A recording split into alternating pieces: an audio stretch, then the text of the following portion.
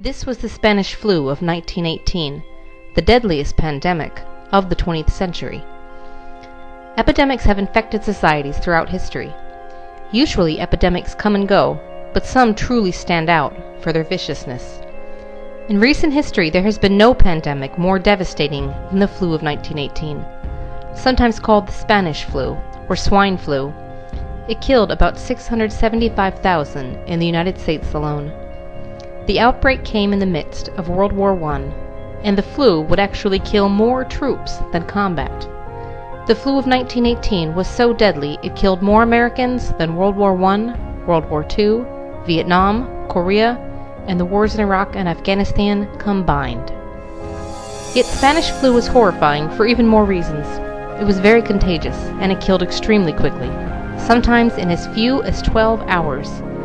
It killed people in the prime of their lives, with the most victims being young, healthy people aged 20 to 40. Additionally, it killed some of its victims in bizarre, brutal ways, completely unlike a typical flu virus. Some symptoms actually closely resembled the plagues, which killed millions in the Middle Ages.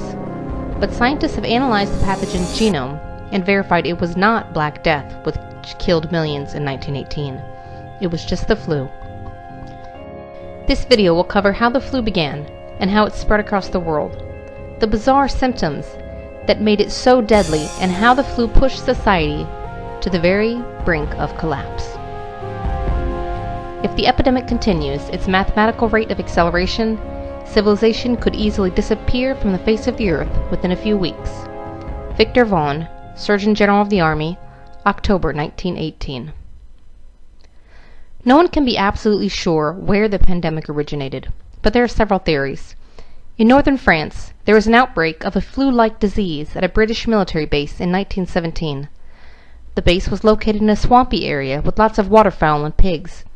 New flu epidemics often arise when people have close contact with sick birds or pigs. There was a separate outbreak of respiratory disease among soldiers from Southeast Asia who fought in World War I from 1916 to 1918. Most flus start in Southeast Asia, and some historians argue the soldier may have brought a new virus to Europe. But historian John Barry makes the case in his fascinating book, The Great Influenza, that the flu may have originated on a farm in rural Kansas by jumping from infected pigs to humans. Indeed, the first officially recognized cases of the Spanish flu emerged at a military base in Kansas. The U.S. had just entered World War I, and training and industry had ramped up at a rapid pace as the war machine fired up. But in rural Haskell County, Kansas, a war of another type was quietly beginning. Haskell County was in the grip of a deadly outbreak of what seemed to be a mysterious new disease. People in the community, farmers mostly, may have caught the new disease when a pathogen from sick pigs jumped species and began infecting humans. The new virus, the swine flu, was shockingly contagious and extremely deadly. A local doctor was terrified by the death toll of the new virus and contacted the U.S. Public Health Service for advice. His concern was noted, but nothing else was done. After all, it was a tiny rural backwater. How could it spread far in such a sparsely populated area? Slowly the virus began to die down as it ran out of new people to infect. Perhaps it would have stopped there had the times been different, but 1918 was the perfect breeding ground for a worldwide pandemic. In early 1918, every military base was teeming with young men training for war. The military hurried to build new barracks, hospitals, training areas, and facilities to support the influx of hundreds of thousands of men. Some of these men were volunteers, and some had been drafted. The strange new disease was just dying down in Haskell County when a few young men left there, headed to Camp Funston, Kansas, for training. Camp Funston, located at modern-day Fort Riley, was already over capacity, with 56,000 young men training for war. There hadn't been time to build enough barracks for all of them. It was the coldest winter on record east of the Rockies, yet many men were sleeping in tents without any heat and only thin blankets. In an effort to keep them all warm, the commander ordered all the men to move into barracks, violating the health and safety rules that dictated how much space each soldier should have. Inside the barracks, men huddled around stoves trying to keep warm. The men from Haskell County must have crowded in close too, even as they began to cough and sneeze. That's all it took. In the overcrowded barracks, the flu spread rapidly. It only took 6 days for the outbreak to begin. The men from Haskell County arrived on February 28th. Less than 1 week later, men began flooding into sick call. Within just a few weeks, the flu swept across the base, sickening thousands and killing between 38 and 50. It was a high death rate for the flu, but it was nothing compared to what was coming next.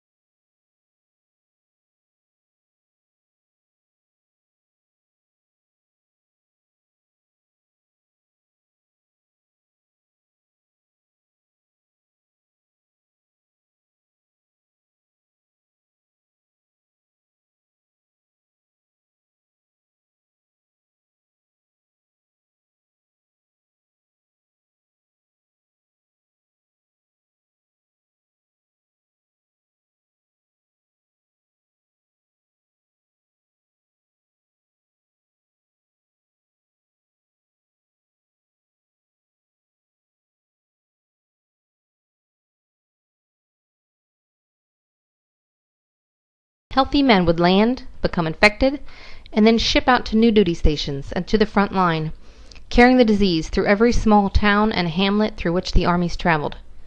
The flu tore across France and followed the front lines into Belgium and the Netherlands. It jumped across the lines of war and began infecting the German army, actually affecting the outcomes of battle since so many troops were too sick to fight. It jumped from the German army to the German people. By May it had reached Italy, where it crossed the Mediterranean and surged into North Africa. It also arrived in England by May, riding back on boats with troops heading home. Infection and death rates began to skyrocket in Spain and Portugal. The flu gained its name, the Spanish flu, from the early infection and high mortality rate in Spain, where reported 8 million died in May. Spain was neutral in World War I, and as a result it was one of the only countries that was reporting the news without strict government censorship. Most countries didn't want to reveal to their enemies that they were battling an epidemic, and didn't want to affect their people's morale, so the governments pressured the media to hide and downplay the severity of the virus. However, in neutral Spain, the press was free to report the news accurately. Newspaper headlines in Spain screamed of an epidemic that was killing millions, while other countries only whispered of the flu. The world believed the flu was worse than Spain, when in actuality, Spain was the only one talking about it at first. The flu continued spreading beyond Western Europe. By July it had jumped to Scandinavia and Greece.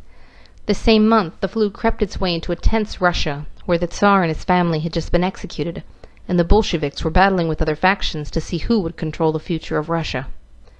A boat filled with 6 sailors arrived in Mumbai, India at the end of May. First a few dock workers reported sick. Then workers at the next docks became ill. And then men at the nearby warehouses got sick, and so on, into the city. Ships left those same infested docks and spread to other ports in Asia. Sick people boarded trains in Mumbai and spread the disease like wildfire along the railroad lines up into the subcontinent and continental Asia. The flu showed up in China around the same time, spreading inland from a dock in Shanghai. By June it had arrived in Singapore, a world trade hub where the flu infected the dock workers and spread to the local population. From the bustling docks, sailors carried the flu south into Indonesia and north into Malaysia and Thailand, where it continued to spread. By July it had reached sub-Saharan Africa, with infected sailors who arrived at the ports. It entered West Africa from ships arriving in Freetown, Sierra Leone. It infected Eastern Africa via the port in Mombasa, Kenya. Ships arriving into Cape Town set the virus loose in South Africa.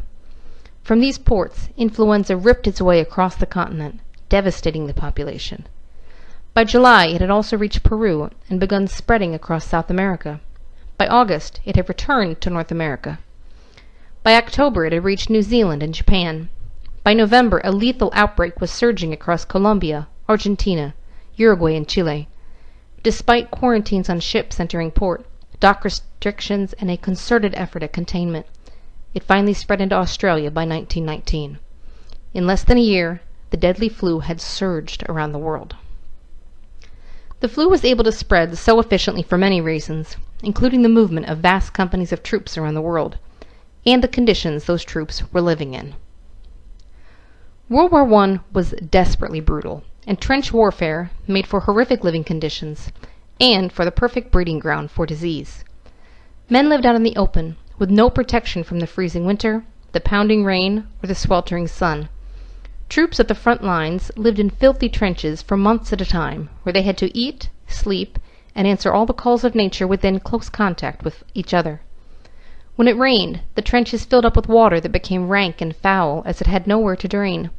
Men's feet rotted in their boots, a condition called trench foot. Dead bodies lay decomposing in no man's land between the two armies. When it rained, water would wash excrement, decomposing body parts, and filth down into the trenches where the men lived. Constant bombing churned up the dirt and turned the ground into a sloppy swamp. The mud became so bad that in some places it was like quicksand. Planks were laid down for the men to walk on. There were cases of horses, pack mules, and even soldiers slipping off the walkways and drowning in the mud before they could struggle out of their heavy gear. By the end of the war, over 9 million combatants and 7 million civilians would die in the war. Thus, it's not surprising that when a virulent new virus arrived, it became an even more deadly foe than the enemy soldiers. At some point, in the summer of 1918, the flu mutated to become more deadly.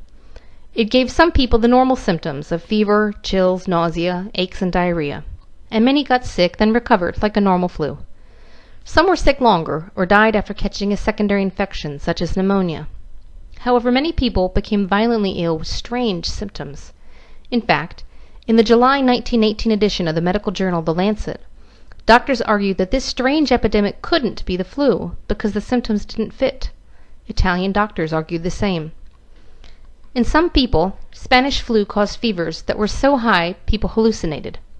Some writhed in agonized muscle pain so bad that doctors thought they had dengue, also called break-bone fever. It made some people temporarily or even permanently blind, deaf, or paralyzed. Some lost the ability to smell. Some had strong vertigo and would fall over if they tried to walk. Extreme ear infections developed very quickly, going from the first pain to the eardrums rupturing within only a few hours. Some had terrible headaches and double vision. Severe mucus excretions and inflammation made it hard for victims to breathe. Some people coughed so hard they tore their abdominal muscles. Doctors doing autopsies saw lungs so damaged that they resembled those of people who died from poisonous gas in the war.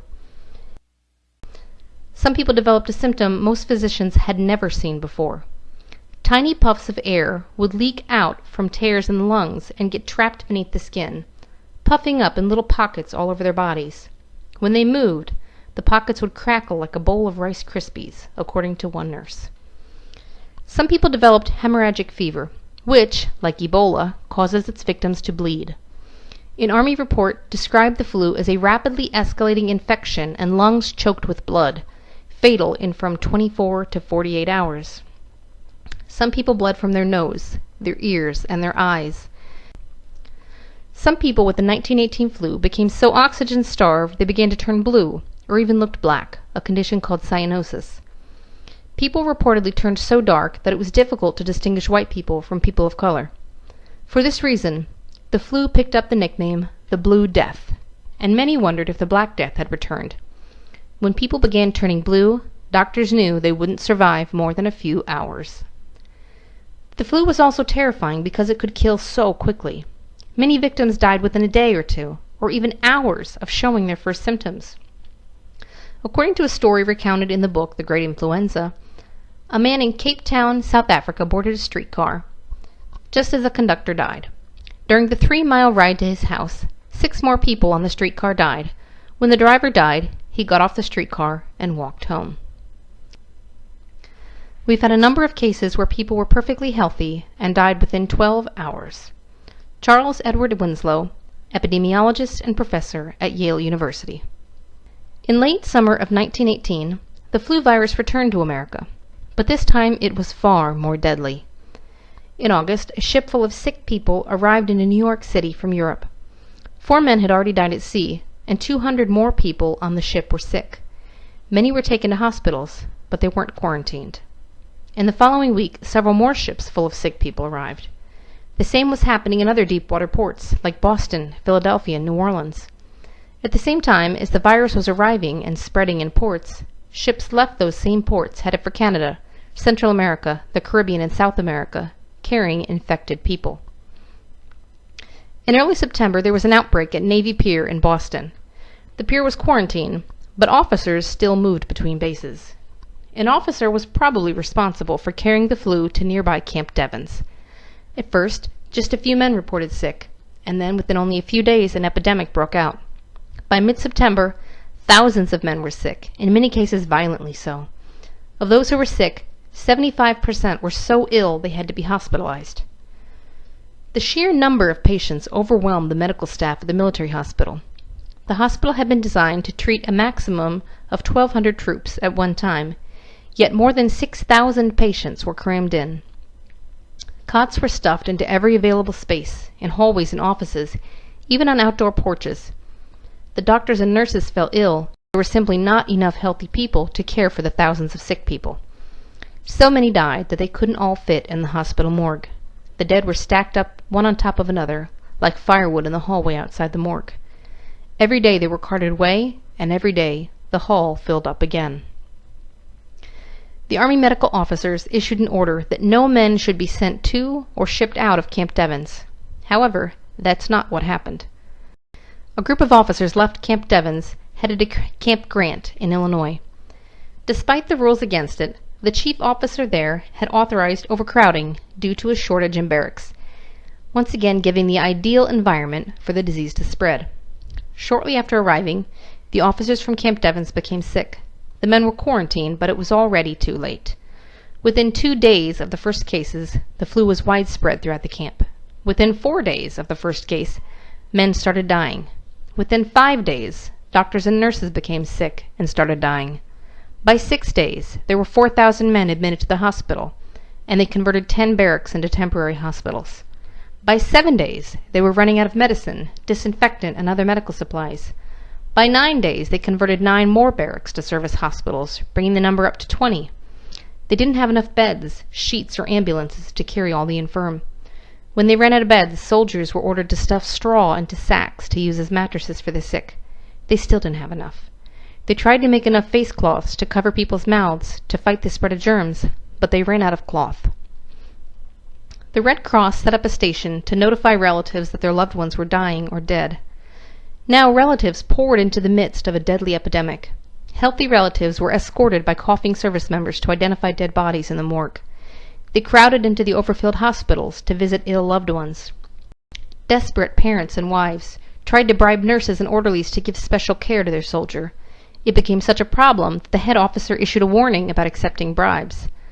Those relatives would leave the camp and carry the infection out into the civilian community, into local towns, onto cross-country trains, and ultimately back to their own hometowns.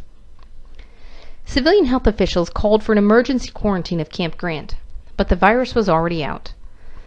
4 days after the first reported case, a trainload of troops had left Camp Grant to go cross-country to Camp Hancock near Augusta, Georgia.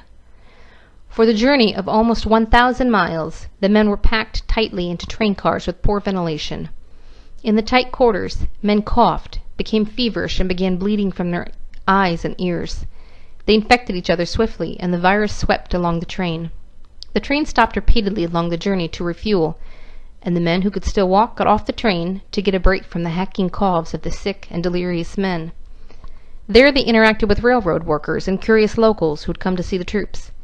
They infected town after town for almost 1,000 miles. When they finally arrived in Georgia, 2,000 of the 3,000 men were so sick they needed to be hospitalized immediately. They started a new outbreak at Camp Hancock. Historians don't know how many of the men from the train died, but one report from Fort Leonard Wood claims 10%. Yet when hundreds began dying, the medical staff at the hospital stopped keeping careful records. They were just too overwhelmed by all the dead. One robust person showed the first symptoms at 4:00 p.m. and died by 10:00 a.m. The Journal of the American Medical Association. The same thing would happen at bases across America. At Camp Custer in Michigan, 2,800 troops reported sick in a single day. At the same time, hundreds of thousands of troops were still shipping out to Europe. By this point, the government knew how dangerous the flu was, so they had tried to contain the virus on ships. Visibly sick men were not allowed on the ships, but this didn't make much difference in the end. The flu virus incubates for a few days before any signs of infection are visible. On board the ships, the men were locked into their bunk rooms for most of the voyage across the sea, and armed military police enforced the segregation. On most ships, about 400 men were locked into each crowded bunk room in cramped quarters with little ventilation. Although the troops were segregated from others in the ship, they still shared the same mess hall where they all ate. They would file through, breathing the same air and touching the same tables and chairs as the group before. On one ship, called the Leviathan, the flu broke out almost immediately, despite the quarantine efforts. Within 2 days, it had overwhelmed the ship's medical services. The doctors and nurses were laid up sick alongside their patients, delirious, coughing, and blood pouring from their bodies. The blood pooled on the floor, and the nurses, who were still well enough to work, walked through the puddles, leaving bloody footprints on the deck. Finally, there were so many sick men that they began laying them on the deck of the ship out in the elements. They even lay there in storms, because the well were too overwhelmed to move them, and the ill were too sick to move themselves. At first, the deaths came spaced apart, and the officers took careful notes in the captain's log of the Leviathan. At first, they wrote the date and time of death, the name and rank of the deceased, their unit and cause of death. But only 1 week after leaving New York, the officers were so overwhelmed they wrote only name and time of death. The captain's log shows 2 deaths at 2 a.m., 1 at 2:02 a.m., 2 at 2:15 a.m. It continued like that around the clock. The healthy must have been terrified, locked onto a ship filled with a deadly plague with nowhere to escape. They began burying men at sea. At first they were solemn ceremonies, but after so many, the funerals became routine. They would read a name, say a brief prayer, and slide the body off the boat, then on to the next. The same was happening in every boat carrying troops across the ocean. Medical advisors begged the military to stop the troop movements, but the war machine needed men. At the same time, it was infecting the civilian population from port to port and along the railway lines. However, the very worst outbreak probably occurred in Philadelphia, and it was made immeasurably worse by mismanagement by leaders who ignored warnings from public health doctors. Had public health measures been implemented, perhaps much of the death and suffering could have been avoided. Philadelphia in 1918 was teeming with people. Hundreds of thousands had swarmed the city because of the new job opportunities working at steel plants, docks, railroad yards, and industries that supplied the war. Without enough housing for the influx, poor people were crowded into squalid, filthy slums that lacked indoor plumbing. Multiple families would cram into one apartment and share an outhouse in an alleyway with hundreds of people. Sometimes people shared not only apartments but beds, even sleeping in shifts. The boarding houses would rent out beds for 6 or 8 hours at a time. When one worker woke up to go to work, another worker would get into the newly vacated bed and sleep, same sheets and all. The streets were notoriously filthy, with rat infestations and gutters filled with trash, animal, and even human feces. With people living in overcrowded conditions, exhausted from hard labor and weak from poor nutrition, dirty water, and bad air quality, it was a perfect breeding ground for an epidemic. I had a little bird. Its name was Enza. I opened the window, and influenza. Children's jump roping song, 1918. A ship full of 6 sailors arrived into the Philadelphia Navy Yard in mid-September. Within a few days, the Navy hospital was overrun, and the Navy began sending sailors to civilian hospitals in the city. As sailors began dying, the flu spread to civilians. 2 days after the first sailor arrived at the hospital, multiple doctors and nurses felt fine as they started their shifts, yet collapsed and became desperately ill within hours. However, the health board for the city didn't want people to panic. They downplayed the severity of the disease. After the death of several sailors and civilians, the health board confidently declared the disease had reached its zenith and already begun to decline. It hadn't even gotten started. At the same time, the federal government was desperate for money from war bonds to fund the war. People would buy bonds, essentially loaning the government money for a promise of being paid back later with interest. Every city had a quota of bonds they had to sell, and Philadelphia was ready to hold the Liberty Loan Parade to sell war bonds. Public health doctors begged the city to cancel the parade, terrified that it would cause the outbreak to become an epidemic. The city government ignored them. On September 28th, hundreds of thousands of people jammed into the downtown streets to watch the parade. In that huddled crowd, all crushed together, it only took a few coughing, sneezing people to launch the epidemic. Within 76 hours, just 3 days later, the city's 31 hospitals had run out of bed space. They were completely full.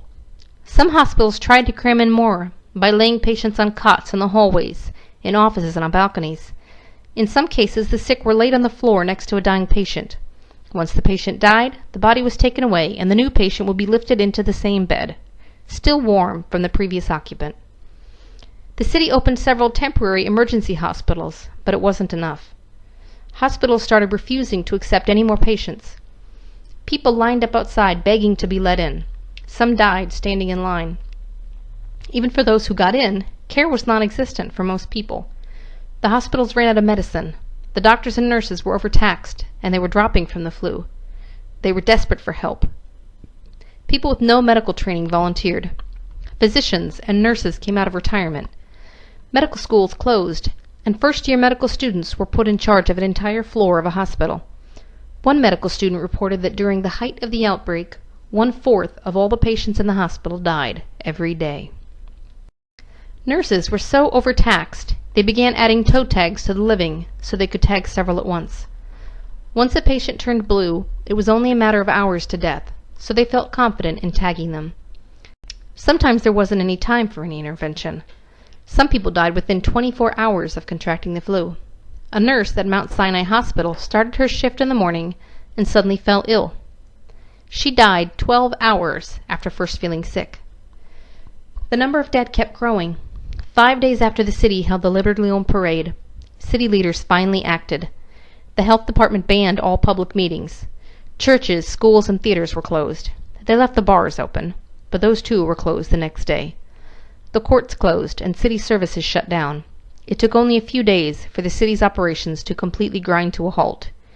Within just 10 days, Philadelphia went from a few hundred cases of flu and a couple deaths per day to hundreds of thousands of people sick and hundreds dying every day, all because they ignored public health guidelines. By 3 weeks after the parade, the death toll stood at 4,500. So many died that they couldn't be buried fast enough. Gravediggers were sick or refused to bury flu victims. The bodies started piling up inside morgues and funeral homes.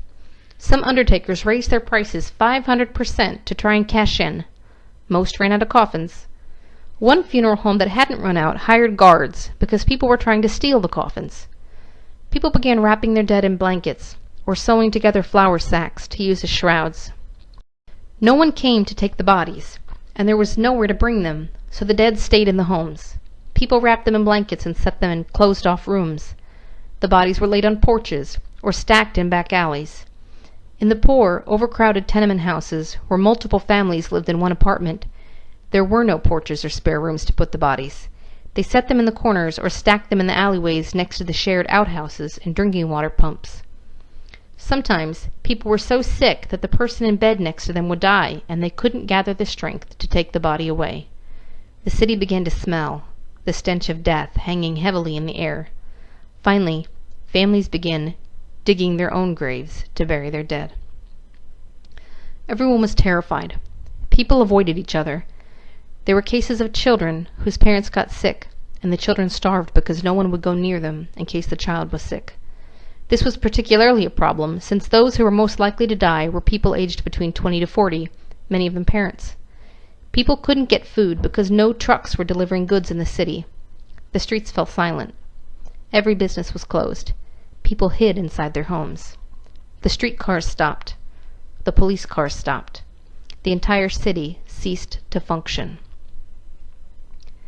You were constantly afraid. You were afraid because you saw so much death around you. You were surrounded by death. When each day dawned, you didn't know whether you would be there when the sun set that day. It wiped out entire families from the time that the day began in the morning to bedtime at night. There wasn't any single soul left. William Sardo, Washington, D.C. The Philadelphia city government was by now non-functional. Wealthy Philadelphia families appealed to the federal government for help, but there was no help to send. Cities all across America were buckling beneath the weight of the epidemic, and the federal government was busy managing the outbreak on military bases and among troops in Europe. With the city government failing to act, the women of elite Philadelphia families, many of the same who had organized the Liberty Loan Parade, banded together to start outreach efforts. They gathered together civic leaders from across the city to start planning. They set up a special hotline to answer questions about the flu, but had a hard time keeping it staffed because so many employees were sick. They set up local neighborhood leaders who would organize distribution of food and medical care. They set up soup kitchens in the schools and food delivery to sick people when possible. 500 people volunteered their cars to be used as ambulances and to deliver food and drive doctors around to treat the sick. However, there was a desperate need for more volunteers, and most people were too afraid to get involved. Leaders begged for more help, but people turned away. The fabric of society began to break down. City leaders who hadn't bothered to attend meetings of the outreach effort finally got involved. They seized the city's emergency fund to pay for supplies and pay health workers. They opened additional morgues and sent out policemen to try and clear the piled-up bodies. Like the ancient plagues, people carried their dead out to the streets. There the bodies were loaded onto open trucks or horse-drawn wagons. There were no coffins, so they stacked them one on top of the other. Also, like in the days of the plague, they stopped trying to bury people individually and began digging mass graves where hundreds of bodies were dumped in. The city used construction equipment to dig long trenches and push the bodies in. Someone would stand by the trench, say a prayer, and then the steam shovels would push dirt over the piles of bodies. By late October, the epidemic was finally beginning to loosen its death grip on the city. In its aftermath, it left a death toll of 13,000. It also left thousands of orphaned children, a shortage of food and goods, and a stalled city that had to slowly grind its most basic services back into motion. Finally, it left a changed people, filled with fear, wearied by war and disease, and crushed by grief. The people of Phoenix are facing a crisis. Almost every home in the city has been stricken with the plague. Arizona Republican, November 8, 1918. In other cities and towns across America, the news was the same. In New York City, 33,000 people died before the statisticians stopped counting. Some small towns tried to keep the virus out by quarantining themselves. They shut down all businesses and canceled public gatherings. People were ordered to stay in their homes and not touch or visit others. Some towns made it illegal to shake hands. In other towns, police were dispatched to nail signs on the doors of homes where people were sick. The signs said, "Influenza," in red letters. Rumors spread in Phoenix, Arizona, that dogs spread the disease. Policemen killed dogs in the streets, and people killed their own pets. Towns in Colorado set up barricades on the roads, and men guarded them with shotguns, preventing anyone from coming in. Other towns couldn't stop the trains from rolling through on their local platforms, but they refused to let anyone step off the trains. Anyone who did was thrown in prison and quarantined. It didn't work. The virus still slipped in. The only place that escaped the worst of the wrath was San Francisco, and historians credit that to aggressive response by the local government, who listened to their public health officials. Public Health Director William Hassler quarantined all naval stations before they had any reported cases. He knew it was only a matter of time. He ordered all public schools and gathering places closed. He divided the cities into separate districts with distinct support staff so as to segregate outbreaks. He laid out plans and organized the flu response before the flu ever hit the city so they would be ready when it did. The city's government, medical, and civic organizations banded together to educate citizens on prevention such as hand washing, avoiding public places, and wearing a face mask. While Philadelphia's government was still denying there was a problem, San Francisco authorities were distributing 100,000 face masks. Police enforced the face mask rule at gunpoint and actually shot people who refused to wear masks in the streets. As the second wave diminished throughout the country, San Francisco rejoiced for having missed the flu. The flu would mutate once more and rage through the world for a third time, but infecting and killing fewer people. This time it would be less severe. This time it did hit San Francisco because they thought the flu was already over. The third wave hit the Southwest and Midwest hard, but for the rest of America, the worst of the flu had passed. Even as America woke from the nightmare, the epidemic had left its imprint. Right at the height of harvest time, farmers had been too sick to farm, and workers didn't show up to gather the food in. Food that was harvested rotted in warehouses because there was no one to transport it. There was a lag while the country tried to catch up on shipping food and goods, and store shelves and markets stayed empty for some time because goods hadn't been delivered. As winter rolled in, there was a shortage of coal and other goods. However, the weary country still rejoiced, for an armistice was signed on November 11, 1918. The war was finally over, even as the plague and its effects lingered on. In the U.S., it killed about 675,000. The flu killed an estimated 3% of the entire world population. In Latin America, the flu killed 10 out of every 1,000 people. In Africa, about 15 out of every 1,000 died, and in parts of Asia, the death rate was as high as 35 per thousand. In Tahiti, it killed 10% of the population, and in Western Samoa, 20% of the population died. In India alone, it killed about 20 million people. You may be asking yourself, could a deadly flu like that happen again? It's important to understand that the Spanish flu was devastating for a number of reasons unique to that time. However, the essential formula for epidemics still exists. Viruses sometimes jump species, for instance from pigs to human. This could happen at any time, anywhere in the world. And of course, flu viruses are constantly mutating. Usually mutations are minor, but occasionally a big mutation can happen. This has happened a few times in recent history. For instance, the Russian flu of 1889 killed about 1 million people. The Asian flu of 1957 killed about 2 million. And the Hong Kong flu of 1968 also killed about 2 million. Then in 2018, exactly 100 years after the outbreak of Spanish flu, a mutation brought a particularly deadly flu to the US and Australia. As of 2018, there is one strain of avian flu, an H5 type, that has managed to infect humans, but so far cannot jump between people. However, that particular strain of flu is frightening in its potential, according to Donald Burke, MD, former director of the Johns Hopkins Center for Immunization Research. Of the people who have been affected, it has been deadly in over 75% of cases. If that type of flu adapted to human infection, it could be catastrophic. So could it happen again? Yes, it could. As Burke said, when it comes to the probability of a pandemic flu, I think everyone would say it's not if, it's when. However, there's reason to be hopeful.